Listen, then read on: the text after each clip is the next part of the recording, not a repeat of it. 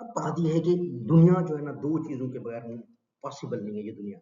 एक है टेक्नोलॉजी और दूसरा है बिज़नेस। क्योंकि हम टेक्नोलॉजी करते हैं, हम दुनिया में कुछ भी करते हैं, बिज़नेस के लिए करते हैं। जब तक बिज़नेस नहीं होता तब तक सिस्टम नहीं बनता। बिज़नेस डे 1 से है। अब बिज़नेस ये भी है कि मैं आपसे कहूँ कि आप मुझे रोटी दे दो, मेरे पास प्याज़ उगा है, आप मुझे आटा दे दो, मैं आपको प्याज़ दे दूँ, ये भी बिज़नेस है। मैं आपको पैसे देकर मोबाइल ले लूँ, ये भी बिज़नेस है। तो हर जगह बिज़नेस ज़रूरी है। लेकिन बिज़नेस में बिज़नेसमैन अमीर तब होता है जब वो टेक्नोलॉजी को इस्तेमाल करता है, ऐसी चीज़ें बनाता है जिनका प्राइस हाई हो, जिससे उसका फ़ायदा हो। तो आप कह सकते हैं ऑटोमेशन ऑफ प्रोसेसेस हो गया है, बिज़नेस प्रोसेसेस हो गया है। कोई बंदा जो अमेरिका में बैठा होता था, वो सोच भी नहीं सकता था कि वो इंडिया और पाकिस्तान में अपना बिज़नेस रन करेगा, अब वो रन करते हैं।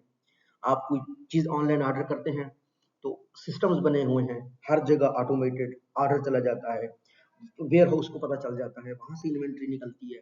एक बंदा आपका हत्ता कि जो ऑर्डर है फूड का, वो पकड़ता है फूड पांडा से, और जब वो उसको पहुँचाने के लिए आपके पास आता है, तब तक भी आपको पता चल जाता है कि अच्छा, ये मेरा जो काम है वो हो रहा है। अब ये फूड पांडा का ये थोड़ी ना है कि ऐप एक-एक बंदे को देखता है, बल्कि ये एक automation of the business process है, ठीक है? बिल्कुल ऐसे उबर है, इन ड्राइव है, इस तरह की भी ऑटोमेशन है। बिल्कुल ऐसे जैसे होटल्स की बुकिंग है, ओयो है, वो ऑटोमेशन है।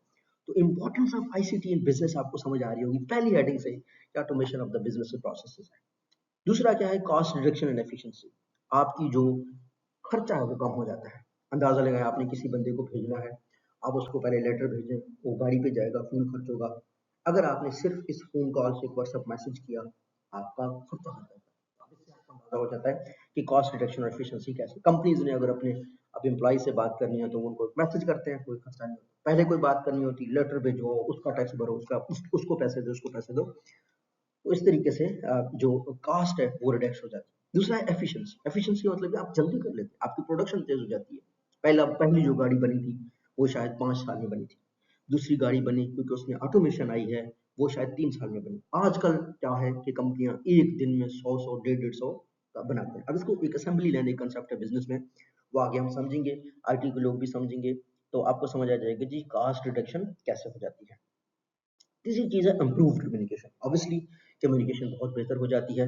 अगर आप पुराने ज़माने में बगैर टेक्नोलॉजी के किसी बंदे को कहो यार ये मैसेज जाकर दे आओ, वो अपनी तरीके से समझता, वो अपनी बात करता।